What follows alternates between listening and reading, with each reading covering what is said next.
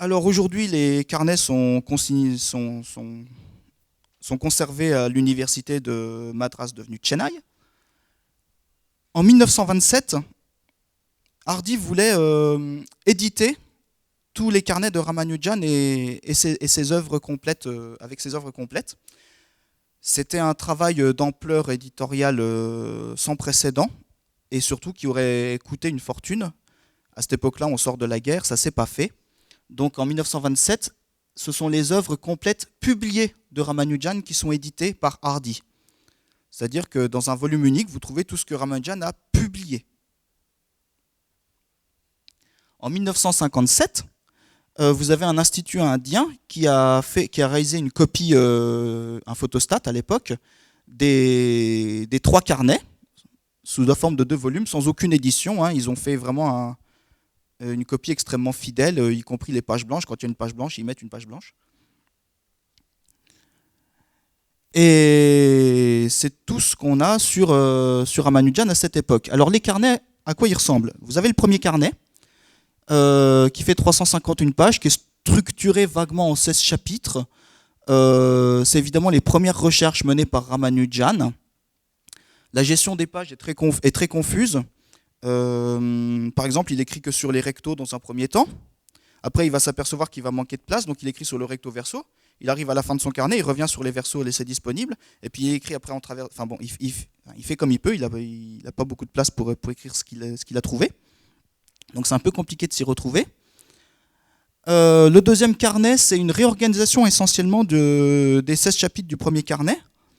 Donc là, peut-être que pour ce carnet-là, il avait une volonté d'éditer son travail, parce qu'il a fait un effort de structuration, au moins, à défaut de faire un effort de rédaction. Donc vous avez 21 chapitres essentiellement, plus une centaine de pages de contenu non organisé après les 21 chapitres.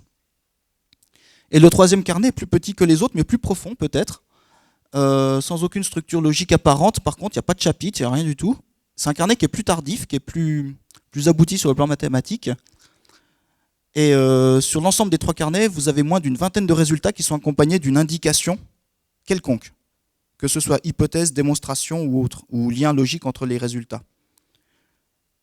Donc c'est très très très compliqué d'aller éditer les carnets de Ramanujan. Évidemment, Ramanujan n'ayant pas eu de formation professionnelle en mathématiques, il retrouve de nombreux résultats déjà connus avant lui. Surtout que l'ouvrage de Carr, il était déjà ancien à l'époque où Ramanujan met la main dessus et recensait des résultats eux-mêmes anciens pour les tripos. Donc Ramanujan n'est pas du tout au fait de ce qui se passe dans le monde des mathématiques qui lui est contemporain. Alors, pourquoi le style est lacunaire? Je vous l'ai dit, ce sont des carnets qui sont personnels, c'est sa carte de visite, ils ne sont pas destinés à être lus ni même publiés, a priori. Il adopte un style proche de celui de Carr, et évidemment, quand on lui demande une explication, il est capable de la fournir. Et le plus frustrant peut-être pour nous aujourd'hui, c'est que Ramanujan ne nous a pas dévoilé ses techniques, avec lesquelles il a abouti à ces centaines, ces milliers de résultats. Alors, les éditer, il faut les éditer, mais qu'est-ce que ça veut dire? Je vais vous expliquer. Donc, je vous l'ai dit, en 1920, Hardy plaidait pour une édition des 3 carnets de Ramanujan, ça n'a pas été possible. Donc, en 1927, on n'a eu que les œuvres publiées. Alors, c'est Hardy qui fixe les règles du jeu. Les règles du jeu sont au nombre de 3. Première règle. Pour les résultats déjà connus, que Ramanujan a retrouvés mais qui étaient connus avant lui, il faut produire une référence précise pour expliquer qui a le premier démontré le résultat en question. Pour les résultats de Ramanujan qui sont corrects, il faut en fournir une preuve complète, si possible dans l'esprit de Ramanujan. Troisième règle, pour les résultats qui sont faux, il y a forcément un résultat correct qui n'est pas loin, et il faut le chercher. C'est Hardy qui écrit ça. Alors, eh bien, le travail commence. Hardy lui-même, entre 1920 et 1947, va produire une vingtaine d'articles, ou une trentaine d'articles inspirés des carnets. En 1927, comme je vous l'ai dit, il n'y a pas d'argent pour éditer les 3 carnets avec les œuvres publiées de Ramanujan. Donc en 1927, le volume qui paraît ne contient que les œuvres, les articles publiés de Ramanujan. Par contre, il réussit à embaucher avec lui Bertram Wilson et George Watson. George Watson est très connu, hein, il a fait un traité d'analyse, c'est un grand mathématicien de l'époque. Et il réussit à embarquer donc avec lui ces deux mathématiciens pour se lancer dans un travail d'édition des trois carnets. Donc on est en 1929. Alors comment il travaille? Il travaille comme ceci. Il se donne 2 ans pour expertiser le chantier. En 1931, donc 2 ans plus tard, ils estiment qu'ils ont pour 5 années de boulot. Ils privilégient de travailler sur le carnet 2 parce que, comme je vous l'ai expliqué, il est structuré, au moins en partie. Donc ils se répartissent le boulot. Hélas, en 1935, Wilson décède d'une bête intervention chirurgicale, enfin des suites d'une bête intervention chirurgicale. Et dans les années 1930, Watson va bosser, lui, et il va continuer, et il va produire plus de 30 articles avant d'abandonner, épuisé par les carnets de Ramanujan. Donc, ils y ont passé 11 années, loin des 5 années estimées, et ils ne sont pas venus à bout du deuxième carnet. Donc, si je vous récapitule, les carnets. En 1923, les manuscrits ont été envoyés à Hardy par l'université de Madras. Hardy lui-même a transmis des documents à Watson et Wilson, mais essentiellement à Watson, pour qu'ils puissent travailler. Hardy décède en 1947, Watson en 1965, et on retrouve chez Watson un fatras de documents, aussi bien mathématiques que autres, hein, un manuscrit sur l'histoire du chemin de fer, des factures de téléphone, enfin bon.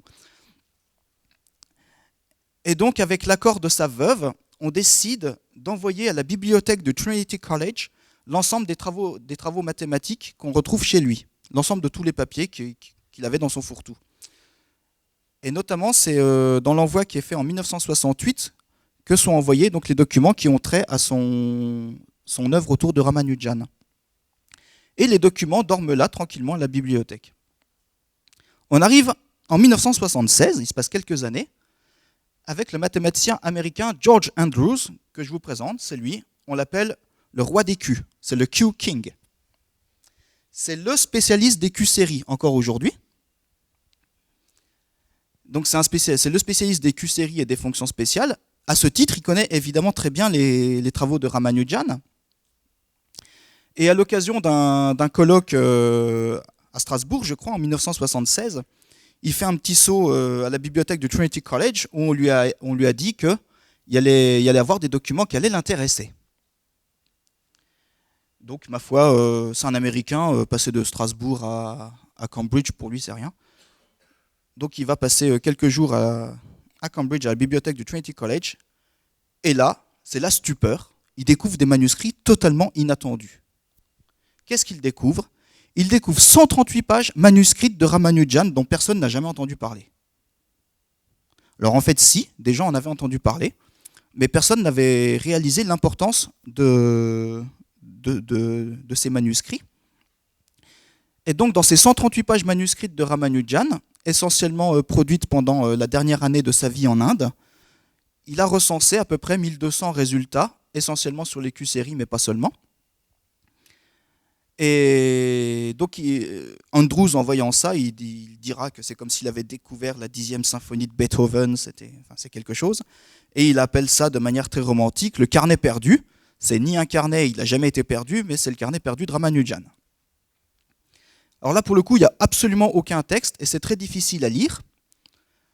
Quelques années après, en 1987, les Indiens vont rendre disponible une copie élargie pour faire connaître ce nouveau carnet de Ramanujan. Alors, tout ça, c'est un peu compliqué. Je vous résume si vous n'avez pas tout suivi. Alors, Hardy a produit une 20aine d'articles. Watson et Wilson sont venus à bout de, en gros, 6-8 chapitres du deuxième carnet en 11 années de boulot. On a des facsimilés des carnets qui sont réalisés en 1957 et 1987 pour le carnet perdu. Andrews, lui, bah, vous imaginez, il a mis la main dans le pot de miel, hein. Donc il a produit une trentaine d'articles à partir du carnet perdu de Ramanujan, il s'est fait plaisir. Et puis évidemment, il y a des travaux académiques épars qui sont menés par des mathématiciens comme ça, parce que se frotter un peu aux formules de Ramanujan, et puis en craquer une, c'est un peu la classe, quoi. Bon, tout cela est très décousu, vous me direz, hein. C'est le cas. Et c'est pour ça qu'on arrive au héros du jour, Bruce Berndt, un autre mathématicien américain, qui lui va tout reprendre le travail d'édition. Donc c'est un théoricien des nombres, il travaille sur les séries à la base. Et en 1974, il est en résidence à Princeton pour travailler. Et puis il fait un temps épouvantable. Alors il rentre dans la bibliothèque de Princeton et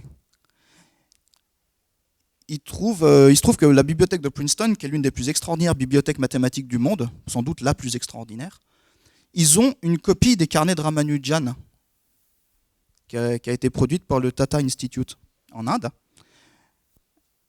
Et donc Berndt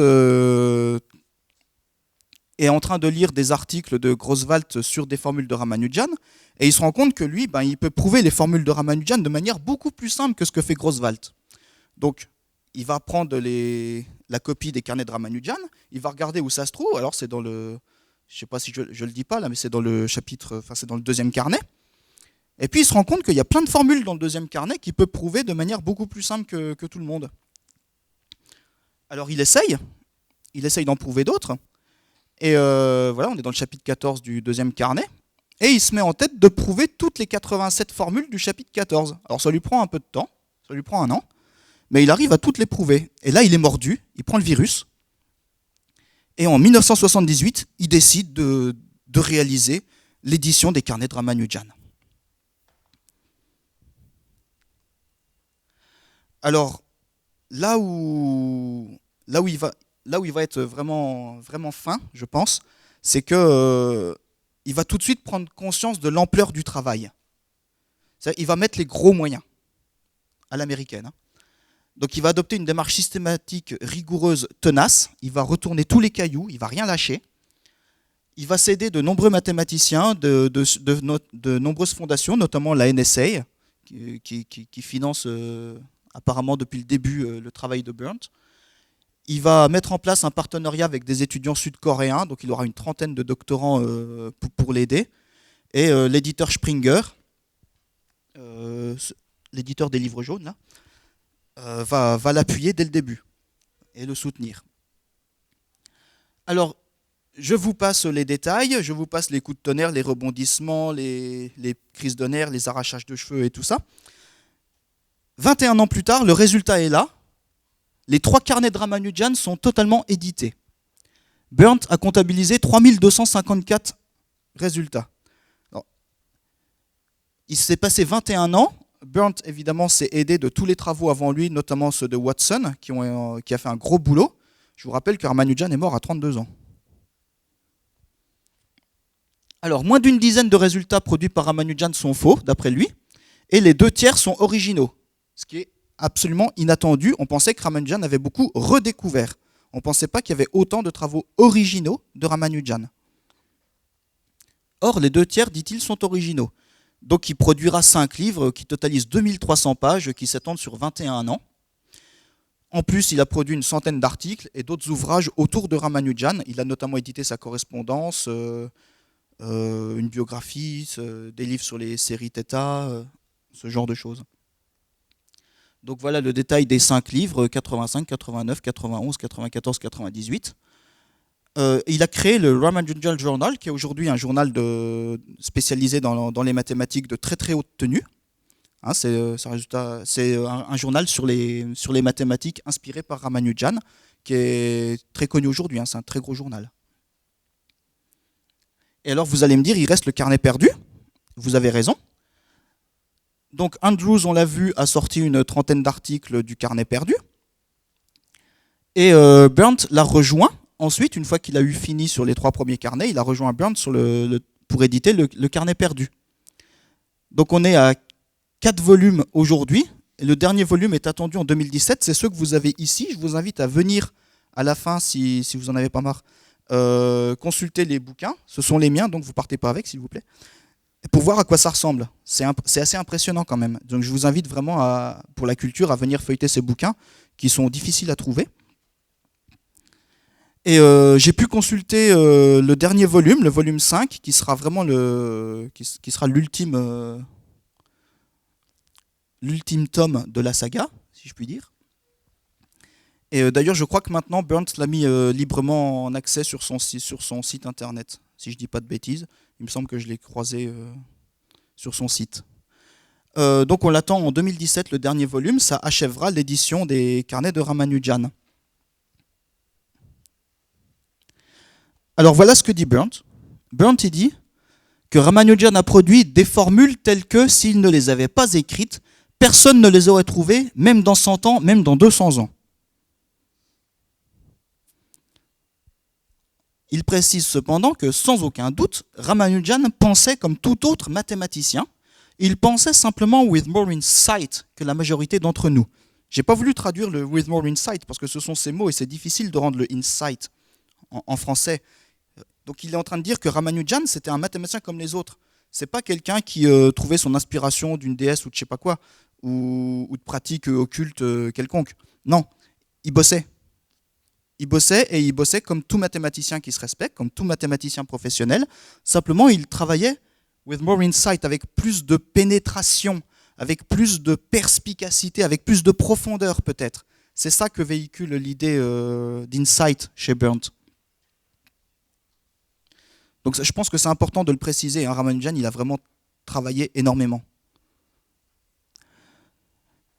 Ramanujan savait parfaitement quand ses méthodes heuristiques le conduisaient à des résultats corrects et quand ce n'était pas le cas. Ça, c'est très impressionnant parce que Ramanujan, c'est quelqu'un qui ne comprend pas la notion de fonction de la variable complexe, par exemple, et notamment le théorème de Mittag-Leffler, la théorie de Cauchy, le théorème des résidus. Bon, ça parlera peut-être pas à tout le monde, mais enfin, ce sont des gros classiques de l'analyse mathématique. Ramanujan n'y comprend pas ça.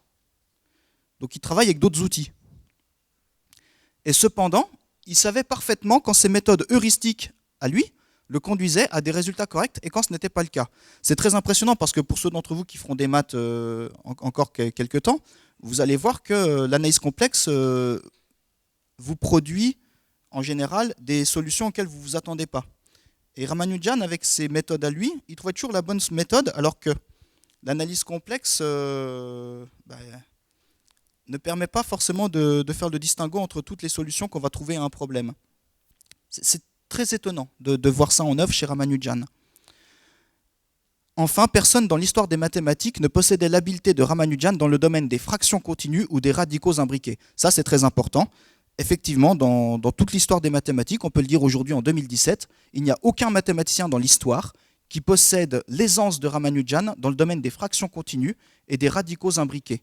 Alors pour vous montrer ça, pour illustrer ça, je vais vous montrer des fractions continues et des radicaux imbriqués, si vous ne savez pas ce que c'est, et vous allez voir à quoi ça ressemble et ce que ça donne.